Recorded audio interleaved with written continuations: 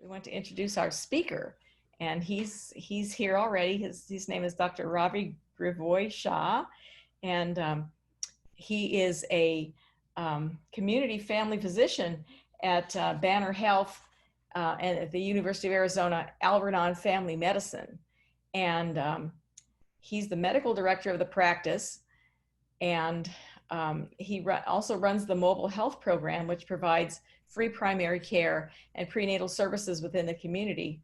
And he's going to be joining Southern Arizona AIDS Foundation as the CEO this fall. He was asked within TUSD to be the physician member of the Family Life Curriculum Committee last year, and that was focusing on ensuring that the curriculum was medically accurate, age appropriate, comprehensive, and inclusive for all students. So that's what you're going to be talking about today, right? That. And then this, he sounds like a Superman to me. He sounds like he does so much because with the work with TUSD and then being a doctor, all of that, but he's also a father of 3.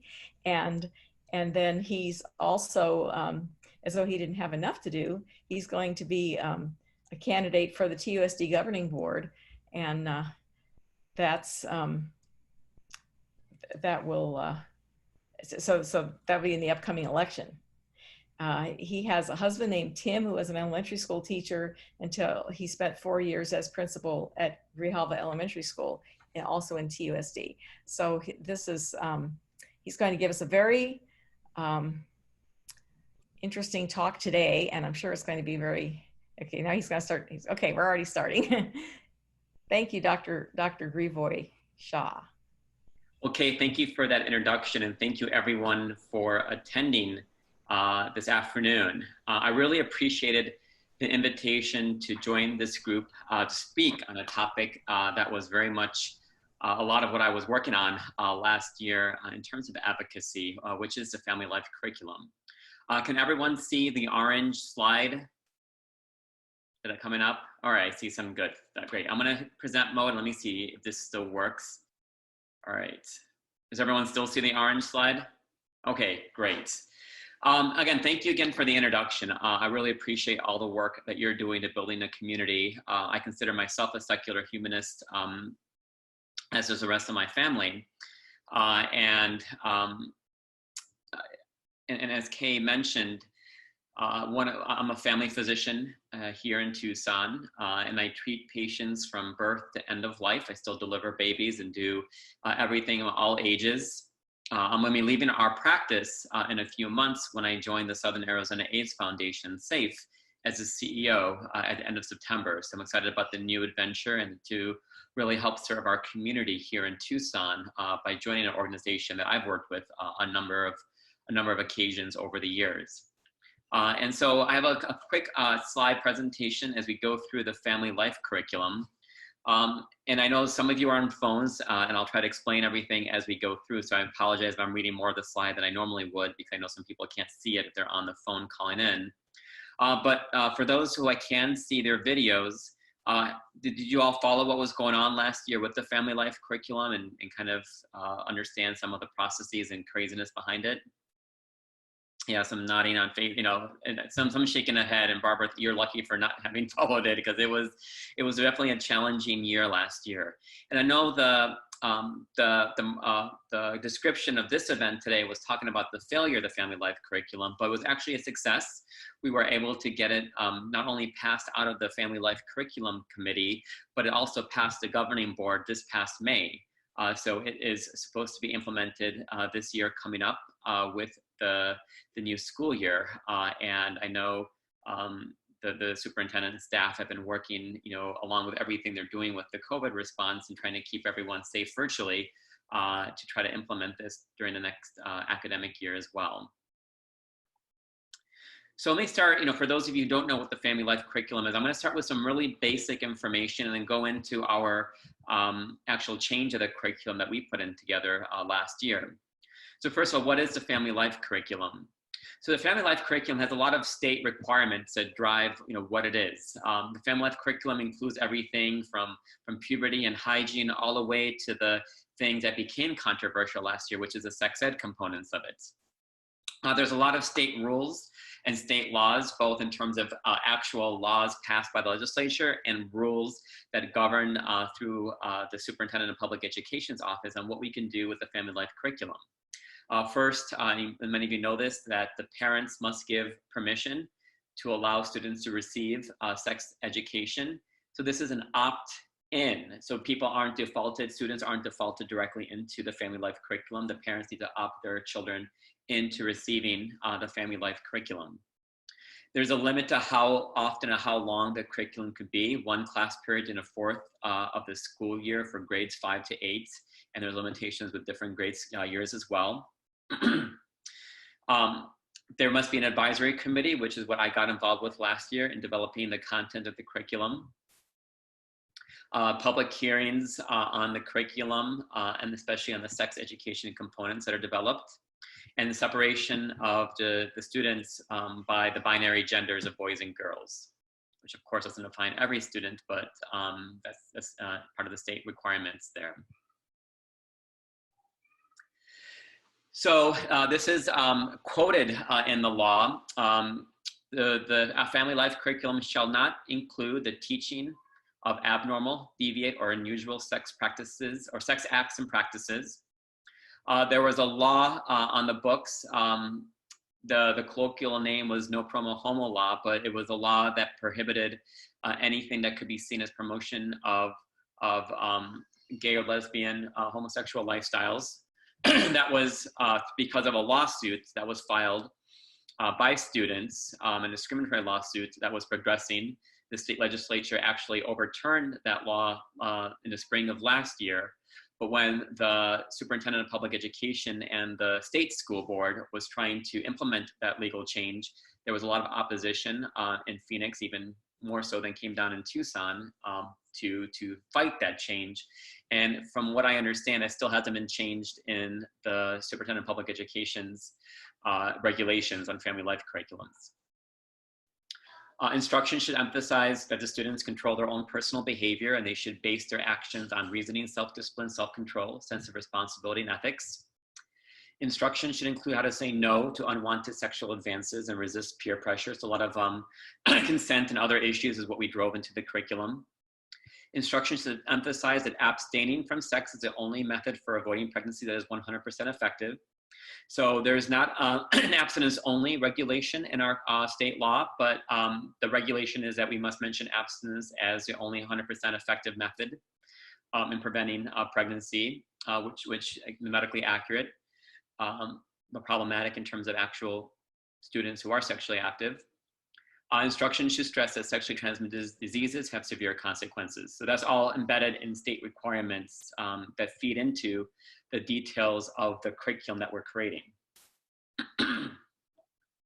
This is a statement by Superintendent of Public Instruction, Kathy Hoffman.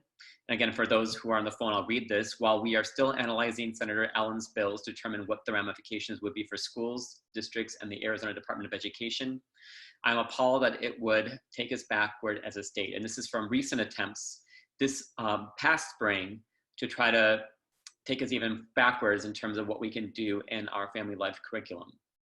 Parents should always have a choice in what their child learns, but students deserve medically accurate, age-appropriate information to keep themselves safe and healthy. So there's still attempts, some of it is response to what we did in Tucson, but attempts statewide to try to continue to limit what we teach our students in terms of medically accurate, comprehensive, and age-appropriate information. So we need to be vigilant as a community for what's going on the state level, even though we've been successful on a local level. So the family life curriculum in TUSD, as you know, TUSD is the second, might be the third largest, I think now, school district in the state with over 45,000 students enrolled. And been the biggest player in terms of education here in Southern Arizona. The family life curriculum in TUSD is taught between the 4th and 12th grades. Some classes are taught together and some are segregated by binary gender. the last time it was revised was in 2005, so a good number of years ago. And it was improved by the governing board. They make the final decision on what is in the curriculum for the family life curriculum. So in the 2005 version, these are the different things that are included. And again, this is a brief summary of what's included. In grades 4 and 5, so the elementary school years, my daughter, Kay mentioned, I'm a father of 3. My oldest is an 8-year-old who's about to enter 3rd grade at Lineweaver. We're TUSD parents ourselves. And so she has another year before she gets this. This is supposed to be there for 4th and 5th graders, and we really questioned, what is actually happening on the ground, because Kay mentioned my husband Tim, who taught elementary school most of his career. He was a principal in TUSD in elementary school at Grahava Elementary, and he had no idea of any FLC curriculum being taught in his school and wasn't aware of what was going on, if at all anything, at his school that he was principal at within TUSD. So a lot of issues in terms of not just the regulation and the curriculum itself that we worked on, and I'll talk about this later, but making sure things get implemented appropriately on the ground, and that we stay vigilant for that as well. But in grades 4 and 5, what is in the curriculum are things like, family, what a family is, defining family, understanding your own family, decision-making, self-confidence, personal safety, puberty, hygiene. Those are all included in grades 4 and 5. And as I continue going through here, I don't have comments pulled up because of the way my screen is set up, but if you have any questions, please feel free to interrupt me as we go through here. So this is for all of us to really understand the process and what we need to do moving forward and staying vigilant. So please feel free to ask questions as we go through. The middle school curriculum included a lot of what was included in 4th and 5th grade, but also included media influence, conception, birth process. There wasn't contraception, there was conception and birth process. And also the risks of sexual activity was included in the middle school curriculum. In the high school curriculum, we add on assertiveness, as well as consent and how to say no. Biology, reproductive system, menstrual cycles, fetal development. Contraception was included in the high school level, unfortunately too late for those students who are already sexually active by that point. Teen pregnancy and parenthood, sexually transmitted infections, and sexual harassment, rape, legal responsibilities, things like that. All those was covered in the high school curriculum, along with some of the other sections previously reiterated for the older students. Any questions about what the FLC is and what's included in the FLC before I continue on to how we got about revising the curriculum? Yeah. Feel free to interrupt me as we go through. So there was a process that was started many years ago, before 2019, when we really finally completed the process. And it had a lot of starts and stops over the course of a number of years. There was a group that was put together that was actually pretty large, I believe in 2016 or 2017, that was tasked with trying to revise the curriculum. They started some work and then they stopped for some reason and they never really got back at it. But in 2019, the governing board was really adamant that we need to get this curriculum revised and updated. And so they appointed a smaller committee to revise the curriculum. Each of the governing board members was allowed to appoint one member to the curriculum committee. And they started the work in March of 2019. As the work, and this again restarted the work, but really kind of resumed where they left off in some ways, but kind of started from scratch in some other ways. They realized they needed some medical expertise to come on board the curriculum committee to really help shape some of the medical aspects of what we were teaching our students. And they reached out to me as someone who's worked with the governing board.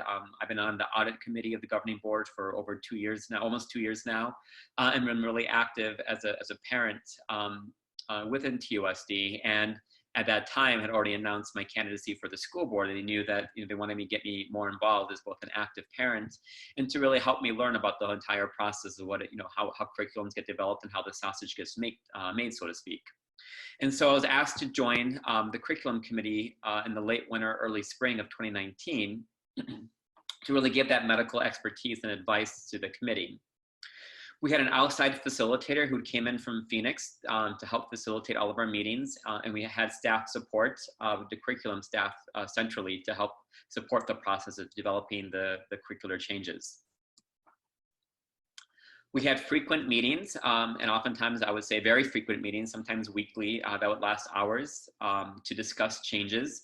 All the work had to be done during those meetings, and everything had to be approved at those meetings because as a subcommittee of the governing board, we were subject to open meeting laws, and some of the copy and paste from meetings that I have in the subsequent slides aren't things that I'm not doing surreptitiously. Those are all things I actually got from the TUSD website as things that are open to the public in terms of minutes and agenda items.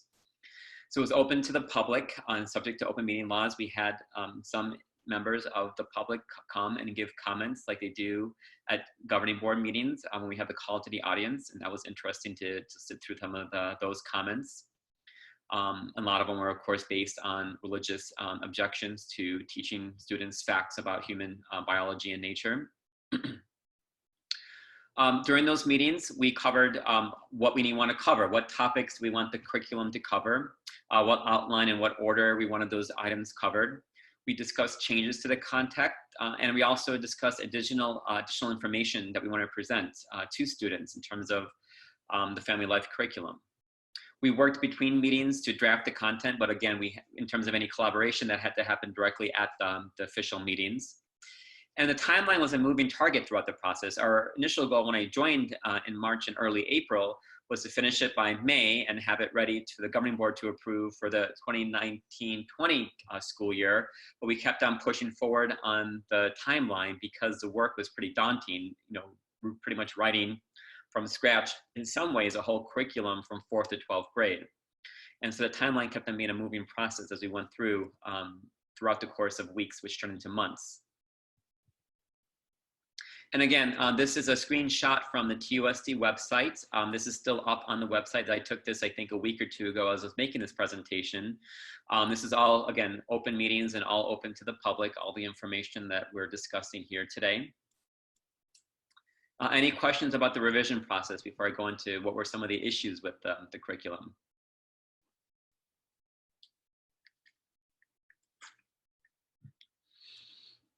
So again, I was invited to join the committee that spring of 2019. And the first time I read the FLC curriculum was on a plane trip. I was going to a medical conference in April of 2019. And to be blunt, when I read the curriculum, my jaw dropped from 35,000 feet down to ground level, reading some of the things that were actually in that curriculum. I had a lot of problems with what was being taught our students, and at least what was the official curriculum, and a lot of changes needed to happen. So for example, there was a lot of language in the curriculum that was stigmatizing, especially to women, to girls, but stigmatizing in general. Toxic shock syndrome, for example, being linked to tampons, which is, I think, a medical technical link. I had never seen it in my clinical practice. I've been practicing medicine since 2005 when the curriculum was last revised, incidentally.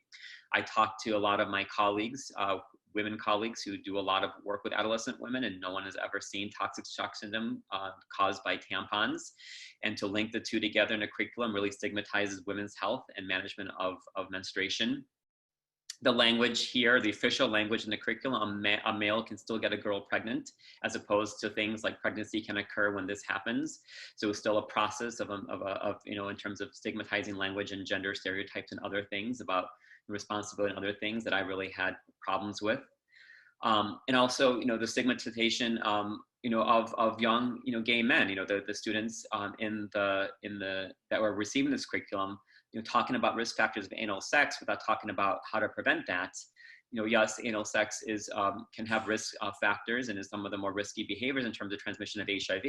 But a lot of that risk is mitigated with appropriate condom use, which was never mentioned when the curriculum is talking about the risks of sex. And so stigmatizing the gay students, to be blunt, was really inappropriate in the curriculum as well. So I saw a lot of language in the curriculum that I thought was very stigmatizing to students.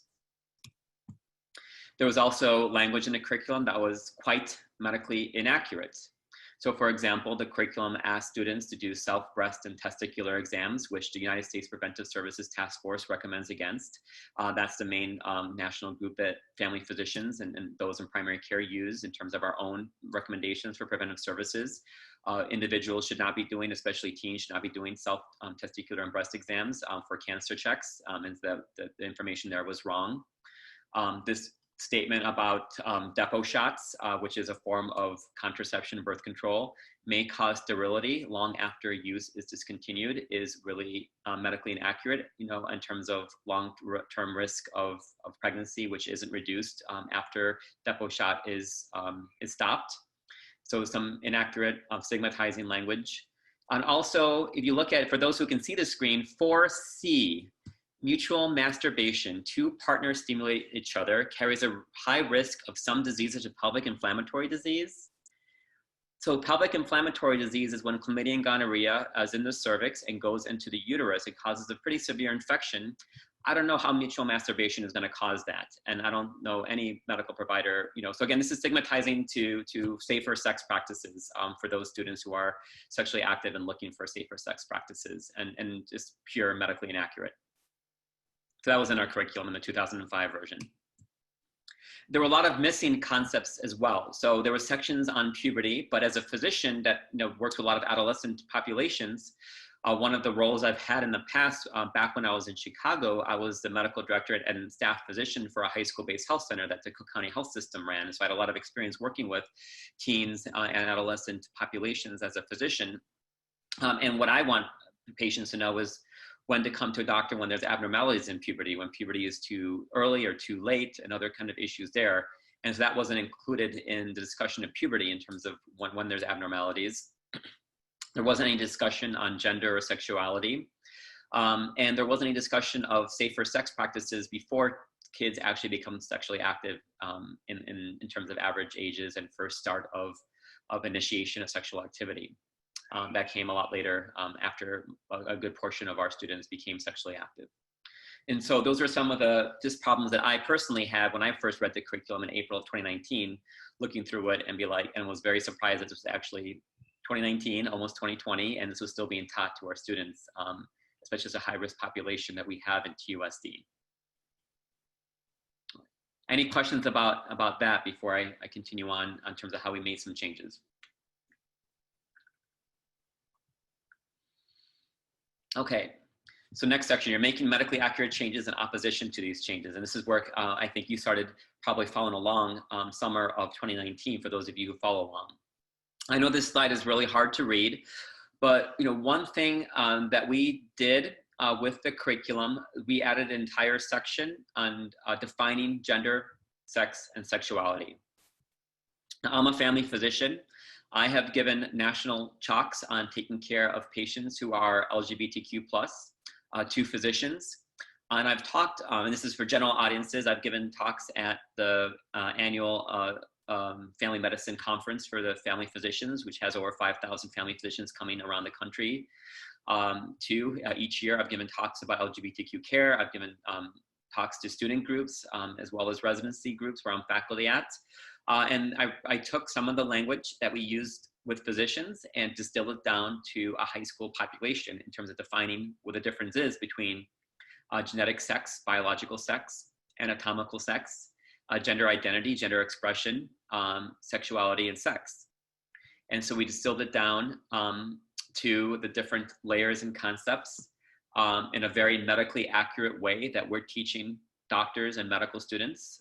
This is the same language, the same concepts that we're teaching doctor and medical students. They're very medically accurate language that I decided I wanted to bring to our curriculum. And this is May of 2019, where I first introduced this topic to the curriculum committee. And this is the language here that we approved. We also had examples in terms of how this actually plays out in the real world. And we described real world situations in terms of a variation in humanity that we see.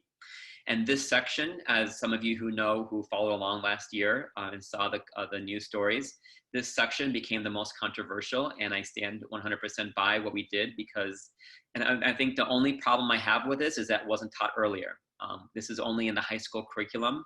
This isn't in the middle school curriculum. This isn't in the elementary school curriculum. And I know from my own, as a physician as well as a parent, that concepts of gender and gender identity and gender expression come up as early as preschool.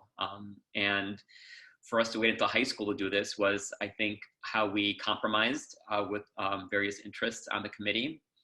And I think is better than nothing. At least it's there in the curriculum, and hopefully it's going to be taught if implemented appropriately. This is from the minutes of a meeting, the May 7th meeting, trying to keep this medically accurate. I'll read some of this, especially for those of you on the phone. So we had a lot of meetings, and then I would bring up things and say, I don't think this is really medically accurate. Can we really talk about this again? And I missed a meeting, the meeting prior to this, that the committee approved a section on contraception. I asked at the May 7th meeting for us to reopen that section that was approved, and the committee voted to humor me and open up the section. And there was a section on hormonal methods of birth control and blood clots. And if you know anything about healthcare and things like estrogen containing birth control methods can cause blood clots, but items like IUDs and the depot shot aren't culprits in terms of blood clots, but they were linked to blood clots in the curriculum that was passed. And so I asked us to revise that, to remove that inaccurate information, and we approved it. And then one of the other members, since things were open already, asked us to revise other information. And she asked us to look at the morning after pill, or Plan B, and asked us to call it an abortifacient medication, a medication that causes terminations or abortions. And we had a long discussion about miscarriages and how, and again, this is really the science versus, and to be blunt, this is science versus religious concepts that aren't founded in science in terms of, what is medically accurate information that we should be teaching students. What is a termination? When does life begin? When is conception versus implantation? Other things, what is an abortion or termination? And we had a long discussion about this in terms of, is a morning after pill a termination of an existing pregnancy, or does it just not allow a fertilized ovum to attach to uterine ball? And what does that mean? And we know that 50% of fertilized ovums medically do not attach and are and leave the woman's body. And so to call 50% of fertilizations abortions is medically wrought, as I'm sure you can imagine. And so we had to vote this down, which, as you can see, the roll call, 5 yes to prove my change without the other change, and 1 opposed.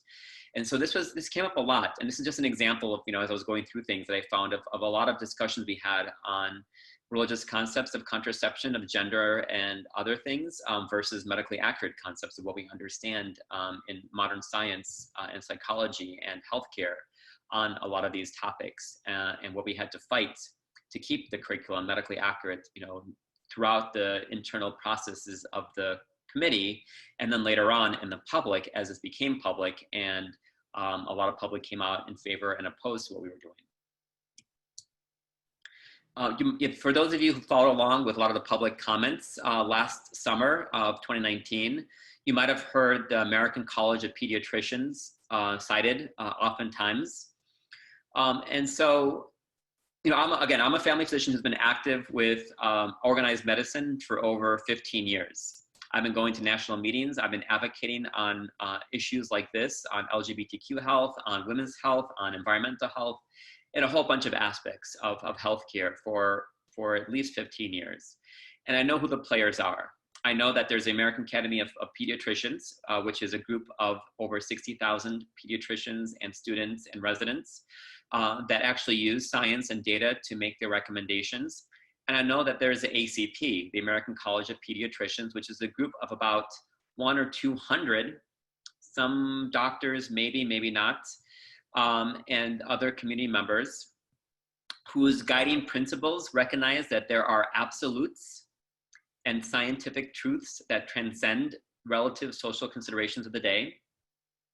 So things are as you want them to be, regardless of what the data show. Recognize that good medical science cannot exist in a moral vacuum, and pledges to promote such science. recognizes a fundamental mother-father family unit within the context of marriage to be the optimal setting for the development and nurturing of children, and pledges to promote this unit, which again is medically inaccurate. We have a lot of studies that show that there's a lot of concepts of family that are as good if, for children, including my own family of my own same gender family with 3 children that we're raising from birth, and a lot of other concepts. And again, so this was, when you hear the ACP or the American College of Pediatricians, I'm lucky enough when this was emailed back and forth or just discussed during committee meetings to be able to call BS when I saw it, and know that these organizations exist that are really meant to be religious organizations in the guise of medicine and healthcare, and put together statements and opinions that are not medically accurate and give people ammunition and fodder who are fighting against what's truly medically accurate. And so there's things that we need to be vigilant about and fighting to make sure that we actually stick to the organizations that represent the tens and hundreds of thousands of physicians that actually use medically accurate information, as opposed to those who represent a handful, literally a handful of physicians in the community.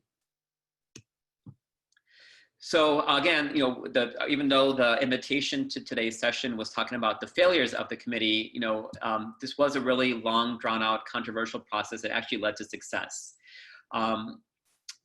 We passed this out of our own committee in July of 2019. We passed a curriculum 5-to-1 in many concepts. We had some moderates in the group that we were able to come to a compromise on a number of topics to be able to get to a 5-to-1 majority on a lot of these topics. Even though we could have passed this with a simple majority vote, we were able to get consensus on a number of issues. But then the governing board took it and brought it out to the public. And I have a lot of qualms about how this was done and the way we had the public forums to really give voice to bigotry and hatred to the LGBTQ community, most of all. And that became a lot of the dialogue and discussion, unfortunately, over the course of a few months, both at the public forums, like in upper left. I think that upper left was taken at Cholla High School. And the one on the upper right was taken in one of the main governing board meetings as this was continuing the process. And the main meeting in August that the governing board was supposed to adopt the recommendation, at least those of us on the committee thought it would be adopted. There were hundreds of people in protest in favor and against outside. And a lot of the people who were against what we had created in the family life curriculum were literally bussed in from churches from Phoenix. And they came down, not community members here in Tucson with any relationship to anything that was going on in Tucson, but groups that were bussed in to perpetuate, hatred and bigotry against the LGBTQ community, as well as, make sure that students don't actually learn medically accurate information in terms of safer sex practices and birth control and contraception and STD management. What happened in August was that the governing board, instead of adopting it, adopted the superintendent's recommendation to go back to the staff and superintendent to add some more abstinence language to the curriculum, come up with an alternate curriculum for parents who did not opt their children into the curriculum, and to kind of slow things down and have a lot of sessions, sessions for parents to go through the curriculum and other kinds of things to really help educate the community on what the curriculum is, which that made sense, some of it. And it was finally adopted in the May of 2020, this past May, by, I believe, a 4-to-1 vote, or I think it was a 4-to-0 vote. I think one member of the governing board wasn't available to vote for or against the curriculum, but it was passed in May. And then it goes back to the staff to implement this. And when I say we need to be vigilant, and I think my next slide is kind of my ask to all of you, is to stay vigilant. Let me see what I have next. Right. And so, many people ask me, why, as a physician, am I running for the school board?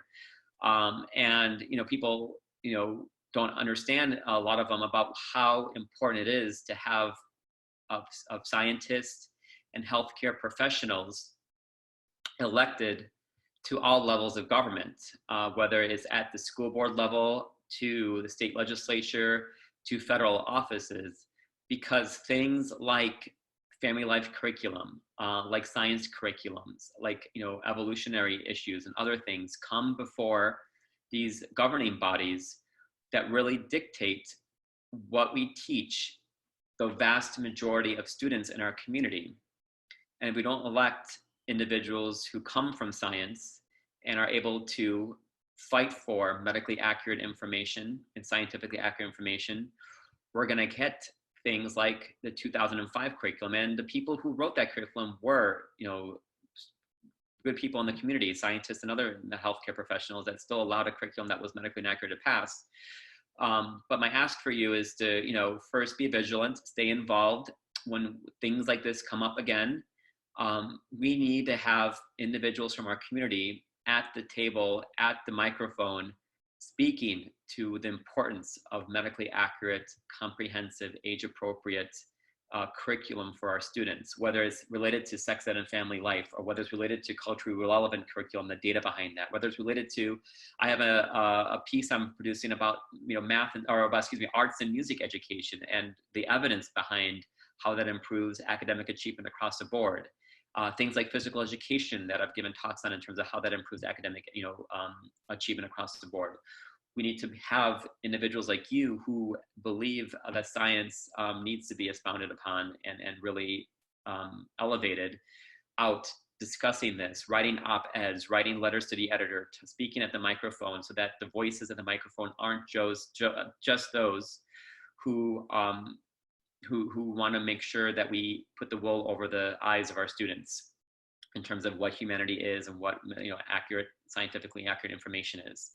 And of course, my ask is to support candidates, from all levels of government, financially, volunteering wise, hold signs in front of your doors, your yards, telling friends, when you have the ballots drop in the first week of October, talking to your friends and family members and making sure we elect people up and down the ballot who are going to go to our governing bodies and make sure that health and science and public health is really valued. And as we see now with the current COVID crisis and how there's so many decisions that are made that to me flabbergast me in terms of why are we making decisions that are so contrary to public science, public health, epidemiology, and scientific fact and knowledge. It's unfortunate and is causing not just bad information and ignorance, but is causing death and mayhem in our community, to be blunt. And so it's even more important to make sure we elect individuals at all levels who are going to do some good work for our communities. And so that's my last slide. Oliver K, I think if there's any questions anybody has. And for those of you on the phone, this last slide is just the screenshot from my homepage for my campaign for school board. And you can learn more about our campaign and learn more about me and sign up to help support and volunteer at drravifortusd.com. That's DRRAVIFORTUSD.com.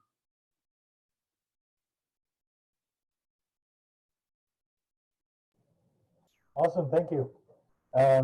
I just want to reiterate that since Free Thought Arizona is a 501c3, we can't advocate for any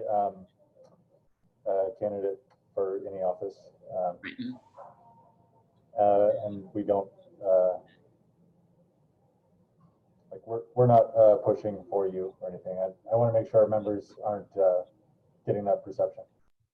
No, thank you, Oliver. I understand that. I'm not looking for an endorsement or anything that I'm saying. I'm just want to make sure people are working for individuals who are going to espouse science and medical fact. There's a question about, will it be required that all schools teach the curriculum in TUSD, or will there be a choice by school? So this is not left up to the school. This is part of this district-wide curriculum. And so this should be in every school. Now, again, the question, and again, I've asked all of you to be, help us be vigilant, is to make sure this gets implemented properly. That isn't just, a curriculum that now sits gathering dust, but actually gets implemented in the schools from 4th to 12th grade and actually taught to the students in the right way. So that includes making sure we have adequate training of our teachers who are going to be presenting this curriculum, because some of these concepts are new to them, and And for someone who takes care of, all age groups, I know how misinformed a lot of adults are in terms of their bodies and pregnancy and safer sex and gender and all these other concepts, everything from hygiene to families to everything that we're covering in here. And so making sure that we have proper professional development of all of our teachers and staff who will be involved in implementing this curriculum, and making sure that our voice through the governing board of our school district is holding the feet to the fire of our district leadership to make sure this actually gets implemented and done in a strong, positive way for students.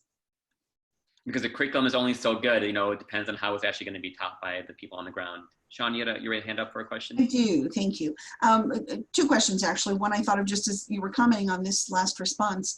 The first question is, are charter schools held to the same standard, even though they're getting public funding?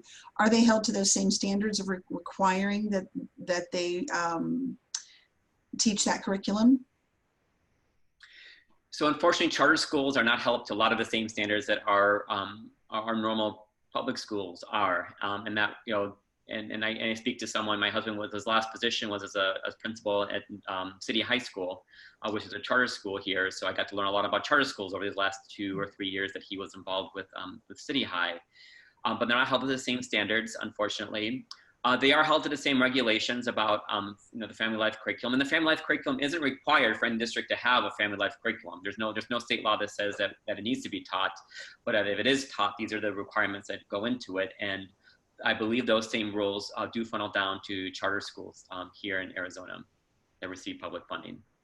That's interesting. So a school district could choose not to teach family life curriculum at all, but if they do, then they have to adhere to the standards. Correct.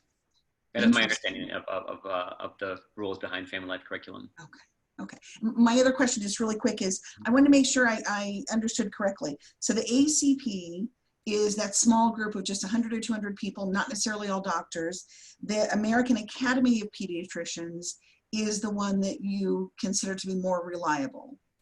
Right, the American Academy of Pediatricians, the AAP, is a group of over 60,000 to 45,000, 60,000, something like that, group of pediatricians, medical students, and residents, healthcare professionals.